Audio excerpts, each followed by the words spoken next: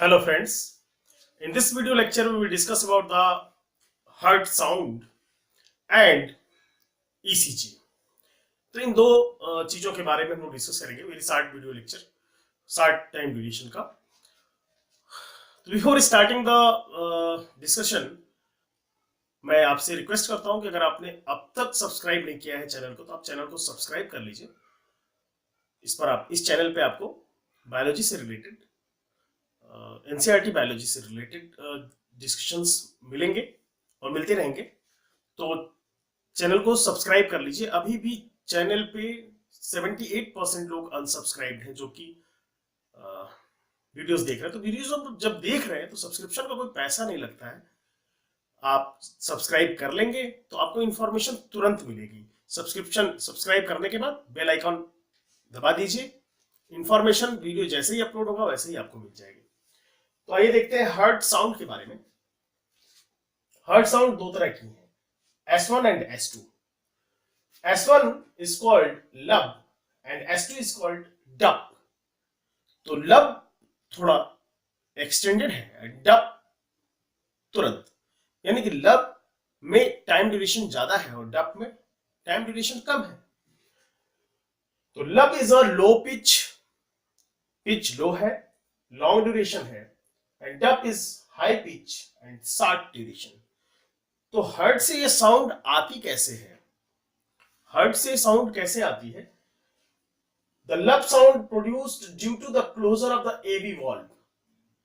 जो हमारा ये हार्ट थी, हार्ट में यहां पर ये हार्ट है हमारा, और इस हार्ट में आपने देखा कि यहां पर दो वाल्व लगे, यहां पे लगा हुआ है, यहां पे लगा हुआ है। दिस वन इज कॉल्ड, ये एवी वाल्व है।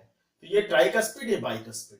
तो ट्राइकस्पिड बाइकस्पिड वाल्व जब इसको क्लोज कर देता है, तो क्लोज कब करेगा? जब ऑनसेट ऑफ वेंट्रिकल सिस्टोल, जब सिस्टोल का कॉन्ट्रैक्शन होने वाला होगा, सॉरी वेंट्रिकल का कॉन्ट्रैक्शन होगा, that is called ventricular systole. तो उस समय इस वाल्व को बंद कर देंगे और सेमिलुलर वाल्व ओपन हो जाएगा और ब्लड दोनों दोनों पल्मोनरी एओर्टा और सिस्टमिक एओर्टा के द्वारा भेज दी जाएंगी। ठीक है।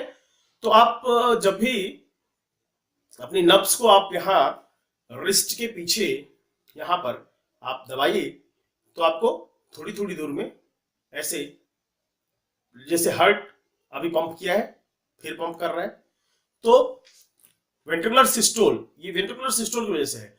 ब्लड को पंप किया तो एक बीट में 70 ml ब्लड निकलती है, 670 ml।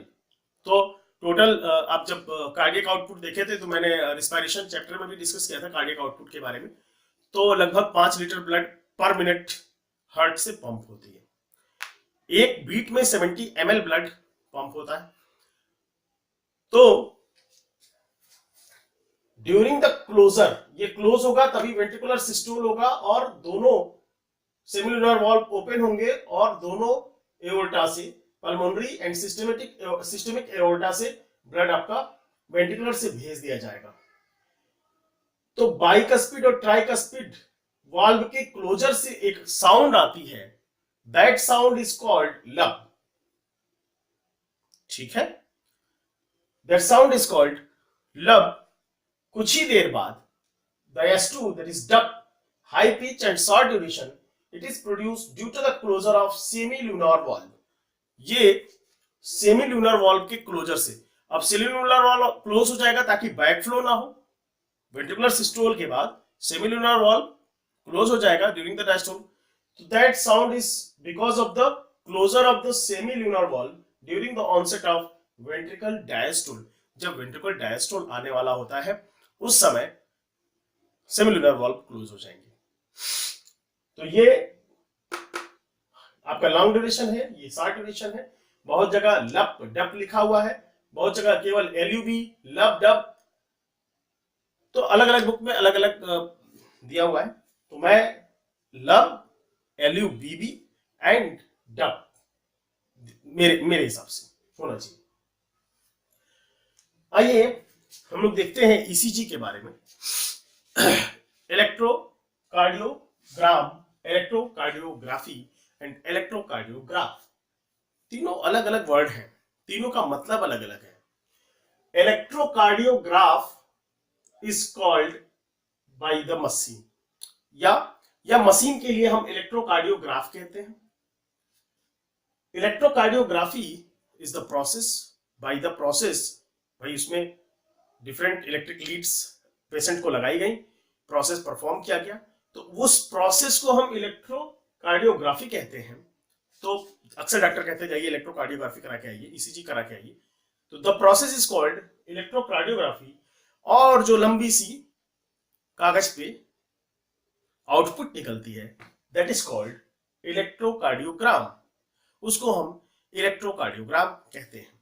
तो डॉक्टर आपका ईसीजी रीड करता है, देखता है, उसको समझता है, तो उसको समझने के लिए हमें इन वेव्स को समझना पड़ेगा।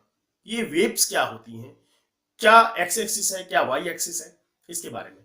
तो उससे पहले जब पेशेंट को हम उस प्रोसेस के तहत गुजारते हैं कि भाई पेशेंट गया, मशीन आपने ऑन की और कुछ इलेक्ट्रिक लीड्स उस पेशेंट को लगाए जाते हैं। कॉन्सेप्ट ये होता है कि जो भी लीड लगाई जाए उन हर्ट उनके बीच में प्लेस होना चाहिए। तो जब आप जाएंगे तो एग्जैक्टली 12 लीड्स लगाई जाती हैं, 12 लीड्स, जिसमें 336 का कॉन्सेप्ट है। तो 3 पहले यहां पर शोल्डर पे 2 और एक ग्रोइन रीजन में नीचे यहां पे कमर के पास लगाई जाएगी, हर्ट उसके बीच में प्लेस हो जाएगा। Second third is on the wrist and at the ankle, दूसरा दोनों रिस्ट पे और एंकल पे, और बाकी 6 आपके इस थोरेसिक रीजन के आसपास 6 लीड्स लगाई जाती हैं और उस हर्ट को बीच में प्लेस किया जाता है।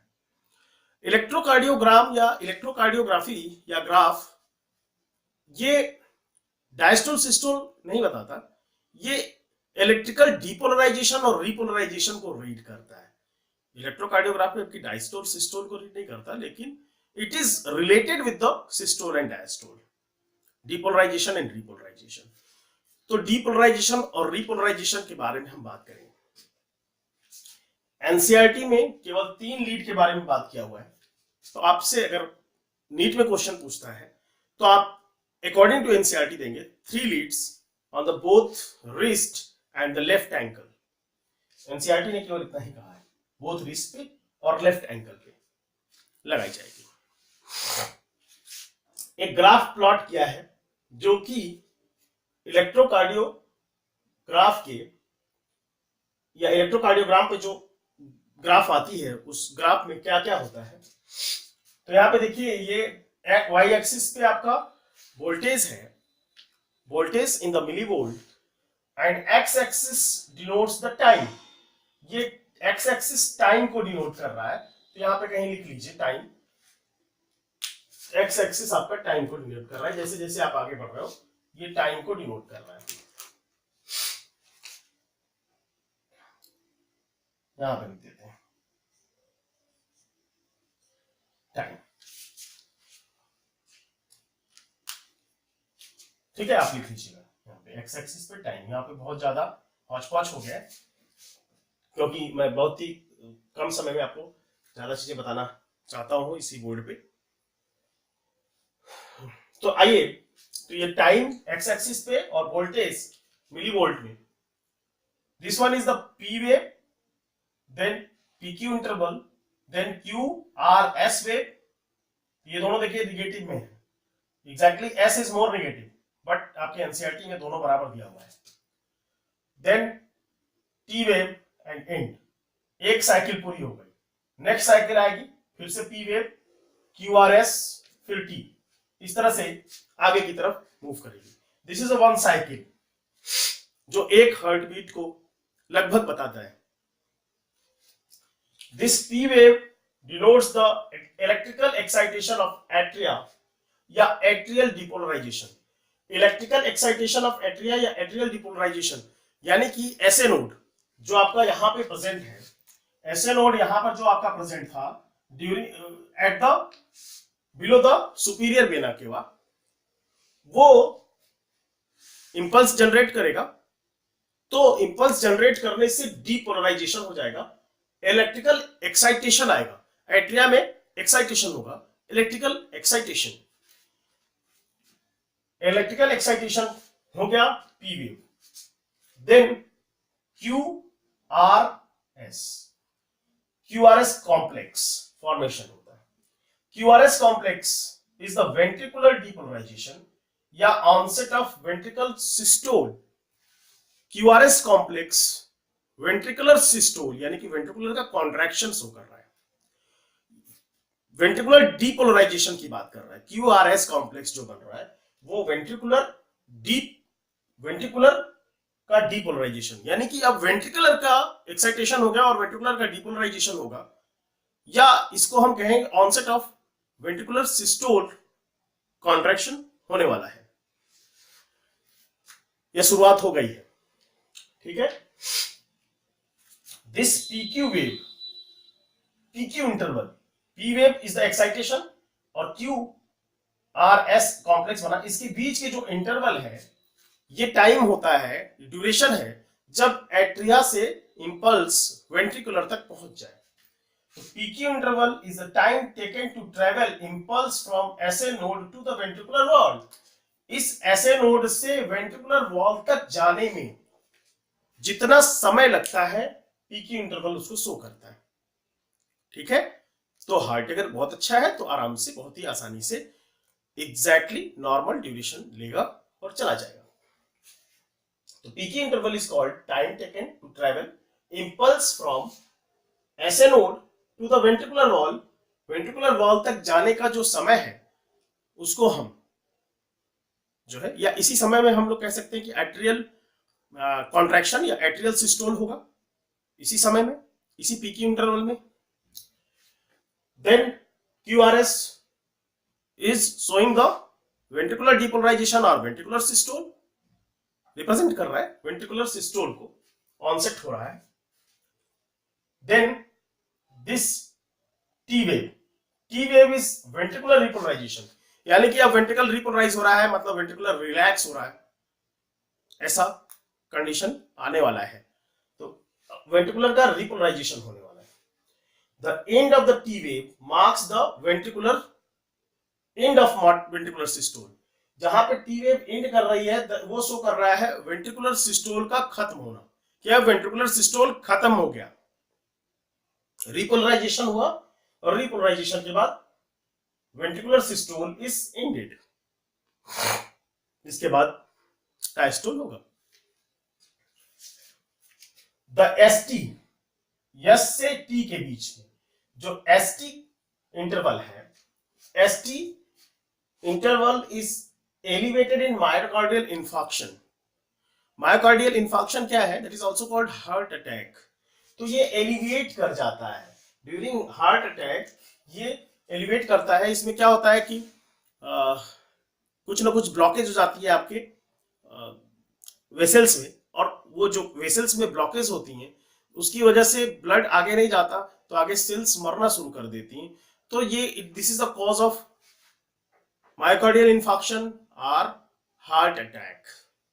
तो ये एलिवेट करने का मतलब है कि ये इस तरह से लगभग होते हैं, ये ऐसे ऊपर चली जाएगी। तो अगर इस तरह का शो करता है तो ऐसे ऐसे को हम कहते हैं कि this is a case of myocardial infarction. तो during in the myocardial infarction आप ST वेव को देखकर कि अगर ST एलिवेट कर रहा है तो आप कह सकते हो कि इनको, इस पेशेंट को मायोकार्डियल इंफार्क्शन या हार्ट अटैक का अटैक आया था। Okay, when this PQ is elongated, जब ये PQ इंटरवल इलोंगेट करे, तो इलोंगेशन कब होगा? जब एट्रियम से यहां पे SA नोड से वेंट्रिकल में आने का टाइम ड्यूरेशन ज्यादा लग रहा है। ये टाइम ड्यूरेशन ज्यादा कब लगेगा? जब एट्रियल वॉल की थिकनिंग बढ़ जाएगी, या कुछ ऐसे होगा कि एट्रियल वॉल इंपल्स को बहुत धीरे धीरे ही सिग्नल भेज पा रहा है, बहुत मतलब ड्यूरेशन ज्यादा है नॉर्मल के कंडीशन में, तो इट इज इलोंगेटेड इन एट्रियोस्क्लेरोसिस। तो ऐसा एट्रियोस्क्लेरोसिस में होता है। एंड रूमेटोइडिक हार्ट डिजीज में RHD is called rheumatoid heart disease. तो ये जो है आपका PQ इंटरवल बढ़ जाएगा एट्रियोस्क्लेरोसिस में और RHD में। तो मुझे लगता है कि मैंने लगभग आपको समझा दिया है। एक चीज और कि अगर आप ECG को, इलेक्ट्रोकार्डियोग्राम को देखें, तो अब हमको मान लीजिए किसी पेशेंट का ये पता करना है कि उस पेशेंट का हार्ट बीट कितना है, तो उस पेशेंट का हार्ट बीट हम QRS complex that represent the ventricular systole, इसको काउंट करके हम देख सकते हैं। टाइम ड्यूरेशन होता है, तो हमने देख लिया कि 30 सेकेंड में एक पर्सन का हार्ट कितनी बार धड़क रहा है, तो हमने काउंट किया QRS कॉम्प्लेक्स अगर 35 बार दिख रहा है 35 टाइम्स, तो 30 सेकेंड में, तो यानी 1 मिनट में 70, यानी ठीक है। 30 मिनट में 30 सेकंड में 30 बार आया, तो मतलब 60, मतलब केवल 60 बार एक मिनट में केवल 60 बार धड़कना है। या 40 आ गया 30 सेकंड में, तो हम कहेंगे 80, यानी कि it is a case of tachycardia और ब्रेडिकार्डिया। तो ब्रेडिकार्डिया इज द जहां पे ब्रेडी का मतलब है कम, हार्टबीट कम हो रही है, टैकी मींस हार्टबीट बढ़ रही है। तो टैकीकार्डिया और ब्रेडिकार्डिया भी हम QRS को गिनकर निकाल सकते हैं। तो this is all about the ECG and heart sound. तो मुझे उम्मीद है कि आपको समझ में आ गया होगा। अगर फिर भी कोई चीज नहीं समझ में आती तो अपने कमेंट्स में पूछ सकते हैं, और अगर समझ में आ रहा है तो अपने लाइक्स जरूर दीजिएगा। कुछ चीजें आप अपने नोट्स में कर लीजिए। मैं कोशिश करता हूं कि शुरू के 2 सेकंड आपको स्नैपशॉट की तरह मिल जाए और आप उसका प्रिंट ले सकते हो। तो मैं कोशिश करता हूं, आप वो भी देख लीजिए कि 2 सेकंड के लिए आपको मिल जाएगा। कुछ चीजें जो मैं बोल रहा हूं, जो छूट रहा है, जो यहाँ पे मैं नहीं लिख पा रहा हूं, उसको आप अपने नोट्स में लिख लीजिए। That is more easy way. तो उम्मीद है कि आपको अच्छा लगा होगा। Thanks for your patience. धन्यवाद।